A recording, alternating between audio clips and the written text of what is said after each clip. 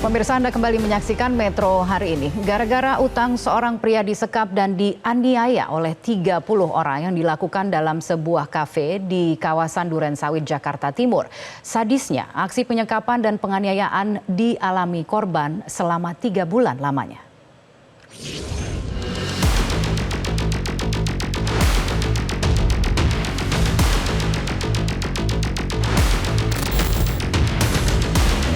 Seorang pria berinisial MRR menjadi korban penyekapan dan penyiksaan di sebuah kafe di wilayah Durensawit, Jakarta Timur yang aksi kejinya dilakukan oleh 30 pelaku.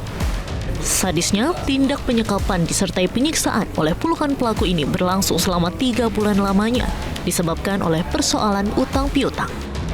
Hingga kini korban MRR mengalami trauma serius hingga takut bertemu dengan orang lain. Selama 3 bulan disekap, korban kerap disiksa oleh para pelaku. Dalam kondisi tangan terborgol, korban mengaku dipukuli secara bergantian hingga dicambuk dengan menggunakan selang dan ikat pinggang oleh para pelaku. Kejadian sadis ini berawal dari korban yang bekerja sama dengan terduga pelaku utama berinisial HRA dalam bisnis jual beli mobil. Pada awal kerjasama jual beli mobil, korban diketahui lancar menyetorkan uang hasil penjualan. Namun pada transaksi keempat, korban mengalami kendala bayar lantaran uang sisa penjualan senilai 100 juta rupiah digunakan oleh korban untuk keperluan pribadi. Pada bulan Maret 2024 lalu, terduga pelaku yang tengah emosi sempat meminta korban untuk datang ke sebuah kafe di wilayah Durensawit, Jakarta Timur dengan dalih meminta korban untuk menggadaikan mobil milik pelaku. Sesampainya di lokasi, korban langsung disekap dan dianiaya oleh HRA dan puluhan orang lainnya. Anak ini suka blank. Efeknya dari itu saya tahu. Selama ini dia ceria, terus sekarang ini dia blank. Lupa ingatan, sering lupa. Dan kadang-kadang emosinya nongol. Ngelihat mobil sedikit, mobil-mobil itu diangkut pelaku. Saya dikejar di belakang. Kalau bukan, ketakutannya tinggi. Nah, dia ketemu, mohon maaf, ketemu dari teman-teman. Sekarang aja dia nggak mau. Ketakutan sekali. Nah, dari situlah kita ambil. Saya kemarin konsul ke dokternya juga.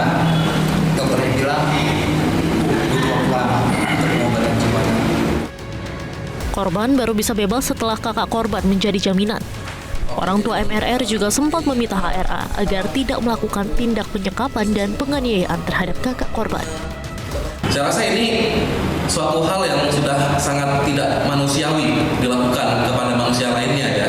Jadi kami harap pihak kepolisian dapat segera bertindak untuk menangkap pihak-pihak yang terlibat, karena kami sudah melakukan pelaporan itu dari tanggal 19 Juni dan sampai dengan saat ini baru saksi pelapor saja yang dipanggil dan belum ada saksi dari terlapor, seperti itu. Kasus penyekapan disertai penyiksaan ini telah dilaporkan pihak keluarga korban ke Polsek Durensawit, Jakarta Timur. Dari Jakarta Timur, Sumantri, Metro TV. Dan pemirsa, untuk mengetahui perkembangan jalannya kasus hukum dugaan penyekapan dan penyiksaan yang dialami korban berinisial MRR, sudah bergabung bersama kami kuasa hukum korban Muhammad Normansyah. Selamat sore, Pak Norman. Selamat sore. Ya, terima kasih telah bergabung bersama kami di Metro hari ini. Pak Norman, mungkin bisa diceritakan kembali awal mulanya pemicu dari penyekapan dan juga penyiksaan yang dialami oleh klien Anda. Ya, sebenarnya kasusnya biasa aja ya, karena ini kasus perdata gitu kan, masalah jual beli mobil. Lalu pada transaksi pertama 2-3 lancar, transaksi keempat itu agak mandek. Namun pada transaksi keempat itu dari senilai 300 jutaan, itu sudah ada beberapa yang dibayarkan oleh pihak korban, sehingga tersisa sekitar 100 jutaan, kurang lebih seperti itu. Kemudian apa yang terjadi? Ya, kemudian si korban ini dibawa oleh si pihak pelaku bersama dengan temannya ke daerah Durensawit gitu kan, lalu dibawa ke suatu kafe di Durensawit tersebut, lalu disiksa, dipukuli seperti itu, dan ternyata pada saat itu sudah tidak boleh pulang gitu kan. Selama kurang lebih 3 bulan itu klien kami disiksa habis-habisan itu dengan berbagai macam materi, lebih dari 10 macam metode itu siksanya. Oke. Dan sejauh ini kasusnya sudah sampai di mana? Anda tadi sempat kita menyimak ada informasi sebelumnya sudah dilaporkan ke pihak kepolisian. Iya, saat ini kan memang sudah dilaporkan ke pihak kepolisian, cuman memang ada sedikit kendala pada saat kita melaporkan perkara ini gitu kan. Karena perkara ini sebenarnya banyak sekali gitu loh. Kita kalau kita masukkan pasal-pasal yang dalamnya, ini kan klien kita ini kan selain dianya disekap, itu kan juga dia ditabur bubuk cabai di bagian kemaluannya, dibakar gitu. Lalu bagian putingnya itu dijepit dengan tang, ditelanjangi seperti itu. Itu banyak sekali pasal berlapis gitu. Jadi kalau untuk pasal 33 saja kayaknya kurang cukup, dan sampai dengan saat ini baru saksi pelapor saja yang dipanggil, belum ada saksi terlapor. Seperti itu. Kalau menurut dugaan Anda, kendalanya ada di mana, Pak Norman?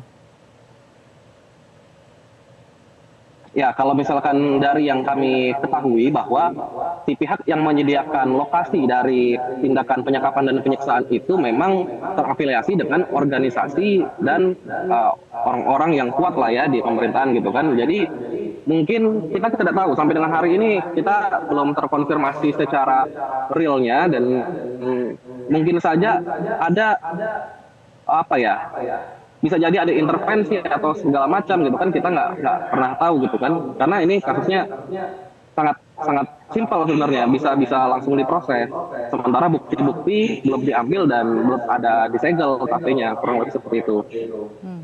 Kalau kita melihat sekarang di layar televisi ada foto dan juga kemudian CCTV ya, itu kalau tidak salah, itu sebagai barang bukti yang sudah diajukan ke pihak kepolisian?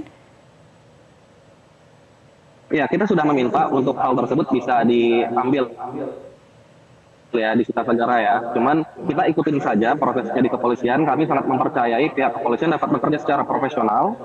Kita bersama-sama untuk coba untuk menegakkan hukum ya, seperti itu. Oke. Dan pelakunya ada 30 orang. Itu yang Anda ketahui, itu yang disampaikan oleh klien Anda? Ya, dari klien sebenarnya ada sekitar ya 20 orang gitu ya. Cuman kan memang ada beberapa yang menyaksikan dan membiarkan gitu kan. Jadi selain itu turut aktif melakukan, ada juga turut serta dan turut membantu dalam perkara tersebut. Kurang lebih seperti itu. Oke, dan penyiksaan apa saja yang diterima oleh klien Anda selama disekap? Jadi disekap selama 3 bulan ya, tidak bisa keluar dari tempat tersebut. Ada beberapa kali dibiarkan untuk pulang sesekali ya, dan dibolehkan untuk bertemu orang tua. Namun lalu dihubungi tidak lama harus kembali lagi, itu contohnya seperti pas Lebaran gitu. Nah, untuk penyiksaannya sendiri ini mohon kita para orang tua kita perhatikan ini, apabila anak kita itu disekap, lalu diborgol, diikat menggunakan kabel kakinya, ditelanjangi di luar kafe gitu kan, lalu disuruh makan puntung rokok dan batu kerikil, lubang kelamin dibasuhkan bubuk cabai dan dibakar, bagian puting dijepit menggunakan tang potong, bagian kepala dihantam dengan tabung gas 3 kg, dengan asbak beling, dengan tong sampah berbahan besi. Ini kan sudah tidak masuk akal gitu. Ini kan udah bukan manusia yang melakukan hal ini. Jadi kita sangat prihatin gitu dengan korban ya. Untung korban tidak kehilangan nyawa. Seperti itu. Oke. Bagaimana kondisi dari korban saat ini? Korban saat ini masih dalam tahap berobat jalan. Dia saat ini masih beberapa kali hilang ingatan. Dia seperti yang saya bilang tadi, bahwa korban ini kadang merasa pada saat dianya sedang terbuka matanya, dia merasa sedang tidur gitu kan. Ini kan aneh gitu kan, hubungan psikologisnya cukup kuat gitu, sehingga dia ketika di dalam mobil pun dia teriak-teriak seolah-olah ada yang mengikuti dia dari belakang gitu, karena dia ingat mobil-mobil para pelaku ini. Iya, baik. Lalu kemudian dari kasus perdatanya sendiri bagaimana penyelesaiannya? Kalau penyelesaiannya sayang sekali masih terhambat, karena sampai dengan saat ini HP korban masih dirampas, rekening korban dirampas dan digunakan oleh para pelaku gitu kan. Korban sama sekali tidak bisa mentransfer ataupun melunasi hutang-hutangnya gitu, karena ya memang tidak punya akses, semuanya dirampas barang-barang milik korban. Oke, jadi semuanya barang-barang dari klien Anda, termasuk HP dan lain sebagainya itu sekarang masih ada di pihak yang Anda laporkan? Oke, lalu bagaimana proses hukum selanjutnya? Apalagi yang akan Anda upayakan untuk klien Anda? Ya, kalau kami sih sebenarnya tetap terus berkoordinasi dengan pihak kepolisian. Kami sangat intens untuk mengawal kasus ini agar berjalan sesuai prosedur, gitu kan. Kami juga coba memberikan banyak pandangan lah dari segi hukum bagaimana arah jalan perkara ini sebaiknya seperti itu, karena kan kita saling berkolaborasi dengan pihak kepolisian untuk dapat meringkus para pelaku ini, kurang lebih demikian. Baiklah kalau begitu, terima kasih telah bergabung bersama kami di Metro hari ini. Selamat sore. Jelajahi cara baru mendapatkan informasi. Download Metro TV Extend sekarang.